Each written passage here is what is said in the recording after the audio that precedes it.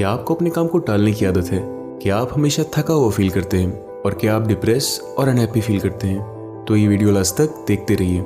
Attitude is everything इस book के author Jeff Keller हैं, जो कि अमेरिका के एक जाने माने मोटिवेशनल स्पीकर और बेस्ट सेलिंग ऑथर हैं। जेफ कहते हैं एक सक्सेसफुल और मीनिंगफुल जिंदगी का रास्ता आपके एटीट्यूड से होकर गुजरता है और आपका एटीट्यूड आपके कंट्रोल में है।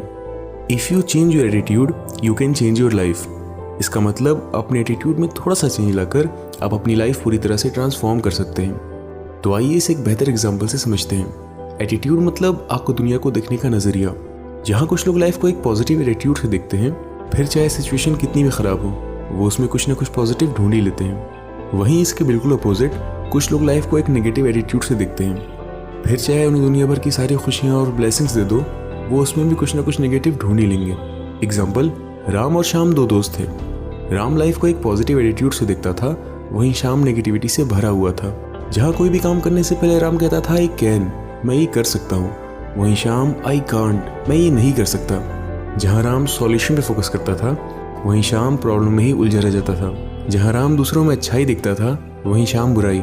जहाँ राम ऊपर वाले का शुक्रिया करता नहीं थकता था वहीं श्याम शिकायत करता। दोस्तों, मैं आपको ऐसे और भी बहुत एग्जाम्पल दे सकता हूँ, लेकिन मुझे उम्मीद है आपको एक पॉजिटिव और नेगेटिव एटीट्यूड में डिफरेंस पता लग गया होगा। अब इससे पहले कि हम इस वीडियो में आगे बढ़ें और इस बुक के सभी की आइडियाज़ जानें, मैं आपको ऑथर की एक इंस्पायरिंग स्टोरी सुनाना चाहता हूँ, the night that change my life. Jeff बचपन से ही लॉयर बनना चाहते थे और 1980 में उन्होंने लॉ स्कूल से ग्रेजुएशन की डिग्री हासिल कर ली। सब कुछ उनके प्लान के अकॉर्डिंग हो रहा था। लॉ स्कूल में उन्हें अपनी क्लासमेट डोलोरेस से प्यार हो गया और उन्होंने उससे शादी कर ली। जेफ को लग रहा था कि वो एक सक्सेसफुल और मीनिंगफुल ज़िंदगी के रास्ते पे हैं, लेकिन लॉ प्रैक्टिस करने के कुछ साल बाद उन्हें ये रियलाइज़ हुआ ये करियर उतना भी अच्छा नहीं जितना उन्होंने सोचा था। वो अपनी वर्क लाइफ से बहुत डिससेटिस्फाई रहने लगे। उन्हें अपनी लाइफ मीनिंगलेस लगने लगी थी और वो बहुत डिप्रेस रहते थे। हालांकि वो बस 25 साल के थे, लेकिन डिप्रेशन की वजह से वो 40 के लगने लगे थे। और जब उनकी एज 30 साल हुई तो उन्हें लगा बस मेरी ज़िंदगी में इस ना ख़त्म होने वाली परेशानी और अनहैप्पीनेस के सिवा कुछ तो होगा। एक रात जब जेफ ये सब बैठ के सोच रहे थे, तभी उन्होंने टीवी पे एक ऐड देखा, mental bank. Mental bank basically एक होम स्टडी प्रोग्राम था जिसमें ये बताया गया था कि हमें लाइफ में जो कुछ भी मिलता है वो और कुछ नहीं बल्कि हमारे सबकॉन्शियस बिलीव होते हैं। जैसे ही जेफ ने टीवी पे ऐड देखा उन्हें लगा बस यही है जो मेरी मदद कर सकता है। उन्होंने फ़ौरन अपना क्रेडिट कार्ड निकाला और ये प्रोग्राम ऑर्डर कर दिया। और ये रात जेफ की ज़िंदगी में टर्निंग पॉइंट साबित हुई। कुछ दिन बाद जब मेंटल बैंक उनके घर पर डिलीवर हुआ तब जेफ ये सीखने के लिए बहुत एक्साइटेड थे कि कैसे हमारे थॉट्स हमारी क्वालिटी ऑफ लाइफ डिटरमाइन करते हैं, क्योंकि इससे पहले उन्होंने ऐसा कुछ कभी नहीं सुना था। बदकिस्मती से ये सब हमारे एजुकेशन सिस्टम में नहीं सिखाया जाता। इसके बाद जेफ ने कभी पीछे मुड़ के नहीं देखा। उन्होंने बहुत सारी मोटिवेशनल और सेल्फ हेल्प बुक पढ़ डाली। अब उन्हें ऐसा लग रहा था जैसे वो किसी सूखे रेगिस्तान में कहीं खो गए थे और अचानक से उन्हें एक मीठे पानी की नदी मिल गई हो। और फिर जैसे ही जेफ ने एक नेगेटिव एटीट्यूड को छोड़ के एक पॉजिटिव एटीट्यूड अपनाया, उन्हें अपनी लाइफ में चौंका देने वाले रिजल्ट दिखने लगे। और अब उन्होंने वो गोल्स अचीव करना शुरू कर दिया जो शायद उन्होंने कभी सोचा भी नहीं था। अब लॉयर के साथ साथ Jeff part time motivational speech भी देने लगे और 1992 में उन्होंने अपनी जॉब क्विट करके full time as a motivational speaker work करना शुरू कर दिया, जिसने उन्हें बहुत सक्सेस दिलाई। और इसके बाद जेफ को कभी अपना काम जैसा नहीं लगा। वो जब भी अपनी स्पीच की तैयारी करते या कोई मोटिवेशनल आर्टिकल लिखते तो उन्हें ऐसा लगता जैसे वो यही करने के लिए बने हैं। जेफ की लाइफ में इतना बड़ा चेंज कभी नहीं आता अगर वो एटीट्यूड की पावर को नहीं समझते। इस बुक को लिखने से पहले जेफ ने सक्सेस और ह्यूमन बिहेवियर में 20 साल रिसर्च की है और इस दौरान उन्होंने सैकड़ों बुक्स और आर्टिकल पढ़ डाले कि क्यों कुछ लोग सक्सेस अचीव करते हैं और कुछ के हाथ डिसअपॉइंटमेंट के सिवा कुछ नहीं लगता। इस वीडियो में मैं आपको इस बुक की सभी की आइडियाज़ डीपली एक्सप्लेन करूँगा और मेरा ये वादा है आपसे कि अगर आप इस वीडियो को पूरा देख के इसमें बताई बातें 20% भी अप्लाई करते हैं तो आपको भी अपनी लाइफ में चौंका देने वाले रिजल्ट दिखेंगे। की idea number 1, your attitude is your window to the world. हम सभी अपनी ज़िंदगी की शुरुआत एक क्लीन मेंटल विंडो से करते हैं। एग्जाम्पल, एक बच्चा जब भी चलना सीखता है और वो गिर जाता है तब वो क्या करता है? मैं आपको बताता हूँ क्या नहीं करता। वो कारपेट को ब्लेम नहीं करता, वो अपने माँ बाप की तरफ उंगली नहीं उठाता कि उन्होंने उसे गलत इंस्ट्रक्शन दिए। वो क्विट नहीं करता, वो मुस्कुराता है और फिर से खड़ा होता है और वो तब तक ऐसा करता है जब तक वो चलना न सीख जाए। उसकी मेंटल विंडो बिल्कुल क्लियर होती है। उसे लगता है जैसे कुछ भी इम्पॉसिबल नहीं। लेकिन जैसा हम सब जानते हैं, एक ऐसा टाइम आता है जब लाइफ हमारी मेंटल विंडो पे डर्ट यानी गंदगी फेंकना शुरू कर देती है। हमारी मेंटल विंडो गंदी होने लगती है जब हमें कुछ कम नंबर लाने की वजह से क्रिटिसाइज़ किया जाता है।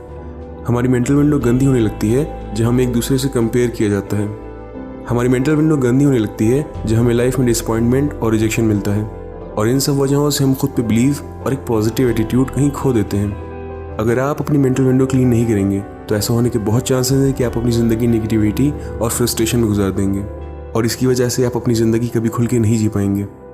लेकिन एक रास्ता है। जेफ कहते हैं you always have a choice.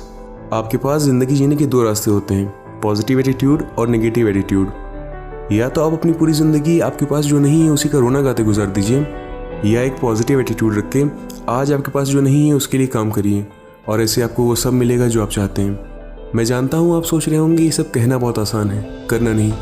तो चलिए मैं आपको एक छोटी सी स्टोरी सुनाता हूँ। ये कहानी है डॉक्टर विक्टर फ्रैंकल की, जिन्होंने इस दुनिया में ही नर्क देखा।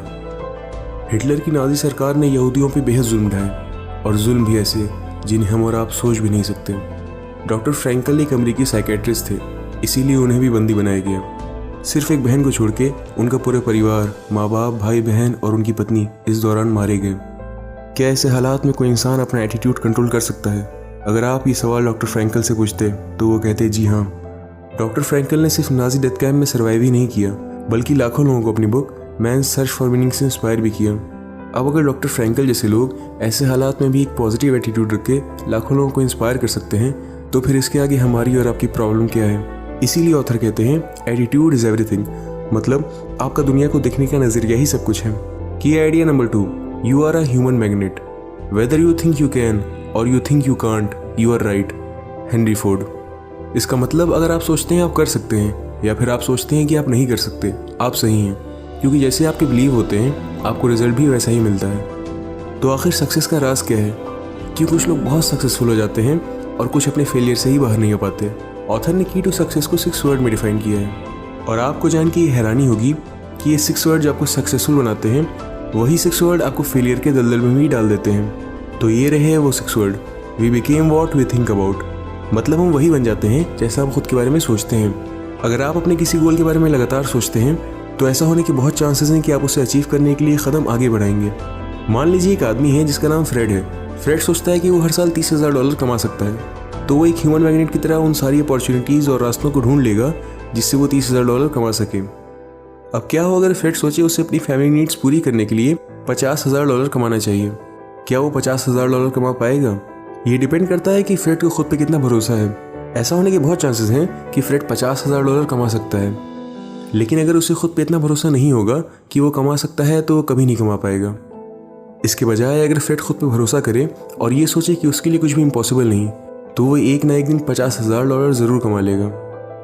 एक रिसर्च के दौरान अर्ल नाइटिंगेल, जो कि ग्रेट सक्सेस राइटर थे, उन्होंने ये पाया कि दुनिया भर के सभी महान राइटर, फिलोसोफर और रिलीजियस लीडर इस बात पे एग्री करते हैं कि हमारे थॉट्स ही हमारे एक्शन डिटरमाइन करते हैं। मतलब अगर आप खुद पे भरोसा और एक ऐसा माइंडसेट रखिए कि आपके लिए कुछ भी इम्पॉसिबल नहीं, तो सच में आपके लिए कुछ भी इम्पॉसिबल नहीं। Attitude versus action. मैंने अभी तक इस वीडियो में एटीट्यूड, थिंकिंग और बिलीफ के बारे में बहुत बातें की हैं, और आप कहीं ना कहीं ज़रूर सोच रहे होंगे कि भाई एक्शन कहाँ है, क्योंकि जब तक हम एक्शन नहीं लेंगे हम अपने कोई भी गोल अचीव नहीं कर सकते। लेकिन आपको ये बात याद रखनी होगी कि हमारे थॉट्स ही हमारे एक्शन डिटरमाइन करते हैं। मतलब अगर आप अपने सफ़र की शुरुआत ही एक नेगेटिव एटीट्यूड, एक नेगेटिव थिंकिंग से करेंगे, तो फिर आप बस वहीं तक आगे बढ़ पाएंगे जहाँ तक आपके रास्ते में कोई फेलियर नहीं आता। इसके बजाय अगर आप अपनी शुरुआत एक पॉजिटिव एटीट्यूड, एक पॉजिटिव थिंकिंग से करेंगे, तो फिर आपके रास्ते में कितने भी फेलियर आएँ वो आपका कुछ बिगाड़ नहीं सकते। क्योंकि दोस्तों फेलियर बस एक स्पीड ब्रेकर की तरह होता है जो हमारे सपनों के रास्ते में आके हमें टेस्ट करता है, और अगर हमारा एक पॉजिटिव एटीट्यूड नहीं होगा तो यही स्पीड ब्रेकर हमें पहाड़ जैसा लगने लगेगा और हम इसे क्रॉस करने के बजाय वहीं क्विट कर देंगे। इसीलिए जब भी अपनी लाइफ में आप कुछ नया स्टार्ट करिए तो ये बात याद रखिएगा कि फेलियर बस हमें टेस्ट करने के लिए और ये देखने के लिए आता है कि हमें अपने सपनों को पाने की कितनी चाहत है। तो आखिर हम अपनी थिंकिंग कैसे बदल सकते हैं जिससे हमारी लाइफ मेंटली, फिजिकली और फाइनेंशियली पीसफुल हो? ऑथर ने इन 2 सिंपल स्टेप में हमें बताया है कि हम अपनी थिंकिंग कैसे और भी ज़्यादा पॉजिटिव करके वो सब हासिल कर सकते हैं जो हम चाहते हैं। स्टेप 1, रोज़ सुबह 15 से 30 मिनट कोई पॉजिटिव आर्टिकल या बुक पढ़ना शुरू करिए। फिर चाहे वो सक्सेसफुल लोगों की बायोग्राफीज हो, सेल्फ हेल्प बुक हो या कोई स्पिरिचुअल बुक, ये आप पे डिपेंड करता है कि आप क्या पढ़ना चाहते हैं। और इसका फ़ायदा ये होगा कि जब आप अपने दिन की शुरुआत एक सही माइंडसेट से करेंगे तो फिर आपका पूरा दिन पॉजिटिविटी से भरा हुआ जाएगा। स्टेप 2, रोज़ कोई मोटिवेशनल वीडियो या ऑडियो प्रोग्राम सुनना शुरू करिए। अब यहाँ मोटिवेशन से मेरा मतलब ये नहीं है कि आप दिन भर कोई भी वीडियो उठा के लगे रहिए। जैसे मैं आपको खुद का एग्जांपल देता हूँ, मैं रोज़ 10 से 15 मिनट कोई ऐसी वीडियो या पॉडकास्ट सुनता हूँ जिससे मेरी अंडरस्टैंडिंग बढ़े। और ऑथर भी यही कहते हैं, हम जब भी कोई मैसेज अपने माइंड तक बार बार पहुँचाते हैं तो हमारी थिंकिंग और माइंडसेट भी वैसा ही हो जाता है। तो दोस्तों, ये थे वो 2 स्टेप जो आपकी मेंटल हेल्थ के लिए बहुत ज़रूरी हैं। आगे बढ़ने से पहले मैं ये बात क्लियर कर देना चाहता हूँ कि पॉजिटिव थिंकिंग मतलब ये नहीं है कि आपके सारे सपने रातों रात पूरे हो जाएंगे।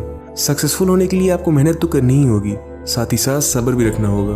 और दूसरी बात, पॉजिटिव थिंकिंग मतलब ये भी नहीं है कि आपके रास्ते में कोई परेशानियाँ नहीं आएंगी। मेरा यकीन मानिए, आपका सफ़र आसान नहीं होगा, लेकिन अगर आपको खुद पे भरोसा और अपने सपनों को पाने की चाहत होगी तो मेरे भाई, इस दुनिया की कोई पावर तुम्हें रोक नहीं सकती। की idea number 3, turn your problem into opportunities. हमारी लाइफ में जब भी प्रॉब्लम या सेटबैक्स आते हैं तब हमारा रिएक्शन कैसा होता है? हम सभी की तरह कंप्लेन करते हैं, ये मेरे साथ ही क्यों हुआ, अब मैं क्या करूँगा। और ये एक नॉर्मल सी बात है जो आपने खुद से कभी ना कभी ज़रूर बोली होगी। लेकिन ऑथर कहते हैं, you always have a choice. या तो आप प्रॉब्लम में ही उलझे रह जाइए और इसका बस नेगेटिव साइड ही देखिए, या फिर आप इस बात का फ़ायदा उठाइए और ये देखिए कि ये प्रॉब्लम आपको क्या सिखाना चाह रही है। एग्जाम्पल, ऑथर कभी पर्सनल डेवलपमेंट या मोटिवेशनल स्पीकर बनने में इंटरेस्टेड नहीं थे जब तक उन्हें अपने लॉ करियर में डिससेटिस्फैक्शन नहीं मिला। जेफ कहते हैं, मुझे अब रियलाइज़ होता है कि अगर मैं एज अ लॉयर फेल नहीं होता तो शायद मैं वो कभी नहीं कर पाता जिसके लिए मैं बना था। क्या आपकी लाइफ में कभी कोई ऐसी प्रॉब्लम आई है जिसे देख आप बहुत परेशान हुए हो, लेकिन कुछ टाइम बाद आपको ये रियलाइज़ हुआ हो कि वो प्रॉब्लम नहीं बल्कि एक ब्लेसिंग थी? एग्जाम्पल, वॉल्ट डिज्नी, जो डिज्नी कंपनी के फाउंडर और मिक्की माउस क्रिएटर थे, वो पहले एक न्यूज़पेपर में एज अ कार्टूनिस्ट काम करते थे और उन्हें वहाँ से ये कह के निकाल दिया गया कि उनमें लैक ऑफ इमेजिनेशन और आइडियाज़ की कमी है। अब अगर वॉल्ट डिज्नी को उस दिन न्यूज़पेपर कंपनी से नहीं निकाला जाता तो शायद वो 22 ऑस्कर विनर कार्टून सीरीज़ कभी नहीं बना पाते। तो दोस्तों, अब आपकी लाइफ में जब भी कोई प्रॉब्लम आए तो उस वक्त नेगेटिविटी के जाल में फंसने के बजाय आप ये देखिए कि आप उसे कैसे ओवरकम कर सकते हैं, उससे क्या सीख सकते हैं। और अगर आपने अपना एक ऐसा एटीट्यूड बना लिया तो फिर आपको सक्सेस अचीव करने से कोई रोक नहीं सकता। तो दोस्तों, ये था एटीट्यूड इज़ एवरीथिंग का पार्ट 1। मुझे उम्मीद है ये वीडियो आपको पसंद आई होगी, और अगर आप पार्ट 2 मिस नहीं करना चाहते तो इस वीडियो को लाइक करके सब्सक्राइब करना मत भूलिएगा।